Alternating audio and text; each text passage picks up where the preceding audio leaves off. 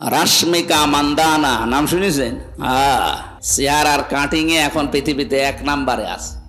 দক্ষিণী সিনেমার জনপ্রিয় অভিনেত্রী রাশমিকা মান্দানা ক্যারিয়ারে সম্ভবত সোনালী সময় অতিবাহিত করছেন রাশমিকা।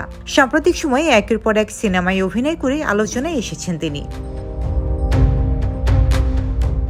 ভারতের আঞ্চলিক এই অভিনেত্রী এখন বিশ্বজুড়ে সমাদৃত।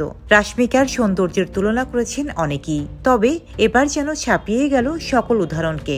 মহান আল্লাহর সৃষ্টির উদাহরণ দিতে গিয়ে ওয়াজ মাহফিলে বিশ্ব সুন্দরীর খেতাব পেয়ে গেলেন রাশমিকা। সম্প্রতি একটি ওয়াজ মাহফিলের ভিডিওতে দেখা যায় আমির হামজা বলেছেন, এখন বিশ্বে যত সুন্দর মানুষ আছে আপনারা ইন্টারনেট ঘাঁটবেন। 157টা রাষ্ট্রের মধ্যে চেহারার কাটিংয়ে 1 নম্বর রয়েছেন রাশমিকা মান্দানা। নাম শুনেছেন? চেহারার কাটিংয়ে এখন 1 নম্বরে আছেন। এই মহিলার দিকে একটু আল্লাহর নাম নিয়ে তাকাবেন, দেখেন তো কি সুন্দর করে আল্লাহ তাকে বানিয়েছেন। এর চেয়ে শত গুণে সুন্দর ছিল আমাদের আদিমাতা হাওয়া আলাইহিস সালাম।